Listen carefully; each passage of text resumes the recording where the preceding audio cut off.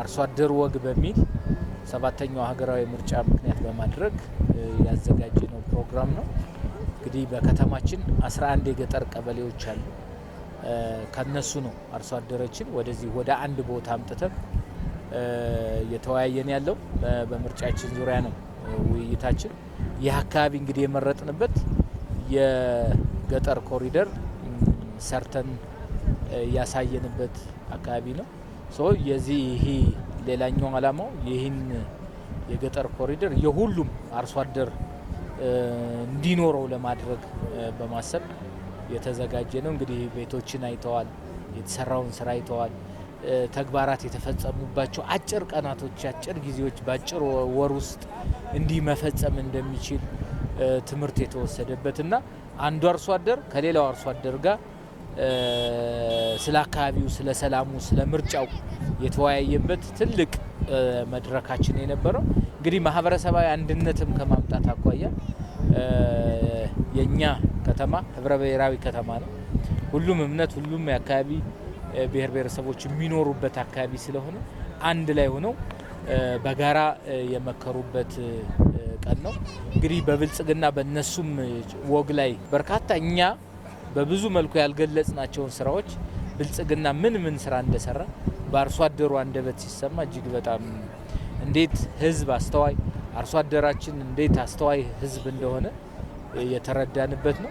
ልማቱም የሁሉም እንዲሆን እነሱም የተነሳሱበት በተለይ የምርጫ ምልክታችን የሆነውን የስንዴ ነዶ የሉዓላዊነታችን በምግብ ራሳችን የቻልንበት ዘመን ከተመጽዋችነት የወጣንበት ጊዜ የሚዘክር መሆኑን አርሶ አደሩ በራሱ ባፉ በቃሉ የተናገረበት በመሆኑ ለእኛም ለእጩዎች ሌላ ብርታት የሆነ ነገ የተሻለ ስራ እንድንሰራ ያነሳሳን መድረክ ነው።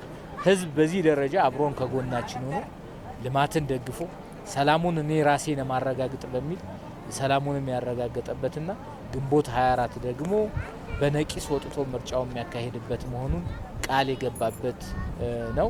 እኛም እንግዲህ በከተማ ደረጃ እነዚህ 11 ቀበሌዎች በከተማው ማዕቀፍ ውስጥ ያሉ በመሆናቸው ከተማው የሚያገኛቸውን ትሩፋቶች ገጠር ቀበሌዎቻችንም እንዲያገኙ ለማድረግ የውሃ ማውጣት ስራዎች በተወሰኑ ቀበሌዎች እየሰራን ነው።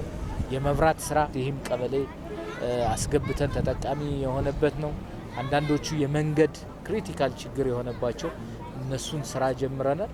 ስለዚህ አብረን የከተማውን ትሩፋት የገጠሩ ተጠቃሚ እንዲሆንና አብሮ እንዲተሳሰር ለማድረግ ስራ እየሰራን ነው።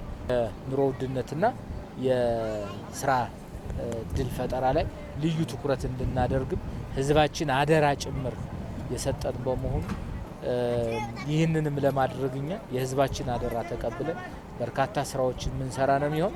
እንግዲህ ብልጽግና ጀምሮ የሚያቆም ፓርቲ አይደለም። ዘግተን እንሰራለን፣ ከፍተን እናስመርቃለን። ለህዝብ አገልግሎት ተጠቃሚ የሚያደርግ ፓርቲ በመሆኑ ይህም ራሱ ህዝቡ አርሶ አደሩ የመሰከረበት ነው። አንድ ጤና ጣቢያ ለመስራት ከዚህ ቀደም 2-3 ዓመት በሚኒመም እንደሚፈልግ ነው እዚህ አካባቢ አርሶ አደሩ የሚነግር። አሁን በ2 ወር ጤና ጣቢያ ተሰርቶ የሚመረቅበት ፓርቲ በብልጽግና ዘመን መሆኑን የተረዳ ህዝብ ስላለን እኛም በቀጣይ ችግሮቻቸውን ነቅሰን አውጥተን በጋራ ተፈራርመናል። አሁን የጋራ ቃል ኪዳን ውል ገብተናል። ከ11ዱም የገጠር ቀበሌ ከተወጣጡ አርሶ አደሮች ጋር እያንዳንዷን ቆጥረን በጋራ በትብብር የምንፈጽም መሆኑን በጋራ ቃል የገባንበት ነው።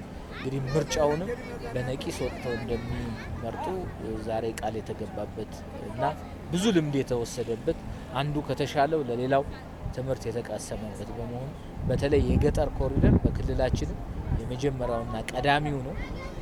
እሱንም ማሳይተን ወደ ሌሎች ተጨማሪ ቀበሌዎቻችን እንድንገባ እዚህም የሰራናቸው የቤት ምልክቶች ህዝቡ እንዲኖረው የማድረግ ስራ ለመስራት ይሄ የተሰራበት እንግዲህ አርሶ አደር በራሱ በአካባቢው በሚገኝ ማቴሪያል ዝቅተኛ በሆነ ዋጋ ራሱ ከከተማ መጥተው ሰሩት ካለ ደግሞ አይሰሩትም። ስለዚህ ያደረግነው በራሱ ልጅ አናጺ በራሱ ልጅ ግንበኛ አጠቃላይ የሰራ ነው። ባዮጋዙም ሁሉም ነገር በዛው በአርሶ አደሩ የሰራንበት ነው። እነዚህ ቤቶች የሁሉም እንዲሆኑ ጥረት የምናደርግበት ቀጣይ ዓመታት መሆኑን ቃል የገባንበት ነው ለማለት ነው። አመሰግናለሁ።